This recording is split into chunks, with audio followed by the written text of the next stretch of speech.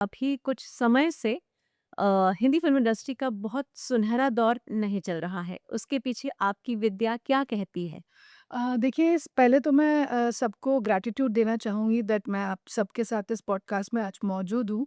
मुझे पहले तो इस बात पे सबका ध्यान आकर्षित करना है कि 2020 से जो ग्रहों का समीकरण चल रहा है ये 2034 तक चलने वाला है, स्टार्टिंग फ्रॉम 2020 टू 2034। ये एक ऐसा पैच है एस्ट्रोलॉजी में जहाँ पे खंड प्रलय का समय होता है, जहाँ पे एक नया वर्ल्ड ऑर्डर एस्टैब्लिश होता है। और आप जानते हो कि कोई भी एंड होता है, कोई भी ट्रांसफॉर्मेशन होता है, तो वो ईज़ी नहीं होता and then you begin all over again.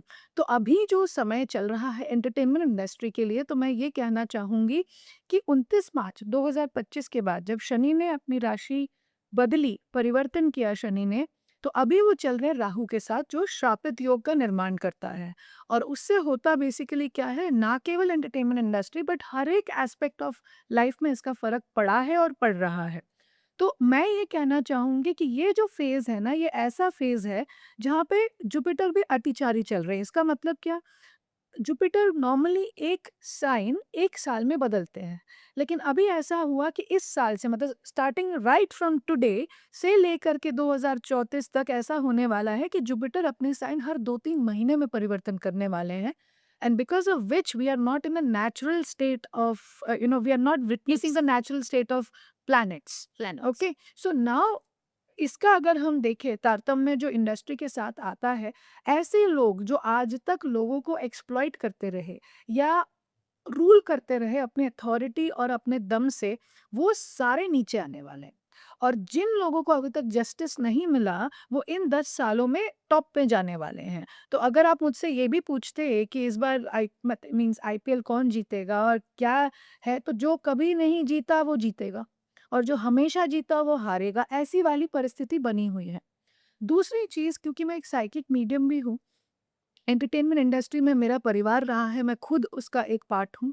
तो ये मैं आपको बता सकती हूँ कि सुशांत सिंह जैसे लोगों के चले जाने पर बहुत सारे लोगों को उसका परिणाम भुगतना पड़ रहा है। क्योंकि क्या है कि वो एक ऐसे सोल थे जिसको हम लोग हमेशा कहते हैं स्टार सीड, वो दुनिया को कुछ सिखाने आए थे, वो दुनिया को कुछ बताने आए थे। ये टर्म इस तरीके से हम एस्ट्रोलॉजी में एक्सप्लेन करते हैं, he was also a light worker.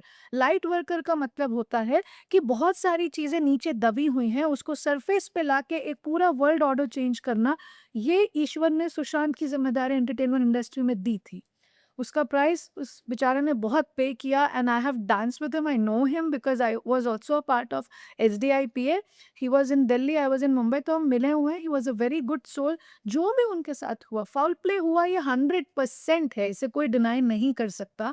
तो ऐसे गुड सोल्स के चले जाने पर when they curse, devastation happens. वही हो रहा है एंटरटेनमेंट इंडस्ट्री में और केवल सुशांत नहीं, ऐसे बहुत सारे लोग हैं जिनको जस्टिस नहीं मिला, जिनको टैलेंट था लेकिन आगे आने किसी ने दिया नहीं। तो अब जब ग्रहों का समीकरण ऐसी स्थिति में है कि it's the justice giving time for people, तो इंडस्ट्री सफ़र कर रही है। आगे आने वाले समय में आप ऐसा भी देखने वाले हैं कि Shahrukh Khan is the last of superstars.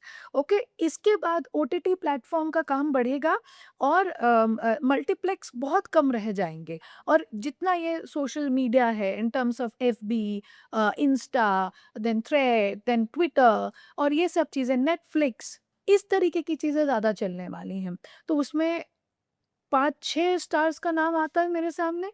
एक आता है जाह्नवी का, जाह्नवी कपूर, वो बहुत अच्छा करेंगी। Rasha, she is going to make it. हुँ। व्हाई? बिकॉज़ अगर आप रवीना टंडन जी का ग्राफ देखें, उनके साथ भी बहुत तरीके के इनजस्टिस हुए। Even I feel and she is a very talented and a very pure soul. Pure. तो आप अब मैं एक ही चीज़ सबको बोलती हूँ, ये केवल एंटरटेनमेंट इंडस्ट्री की बात नहीं है, लेकिन ये ऐसी बात है कि अगर when good souls curse, devastation happens.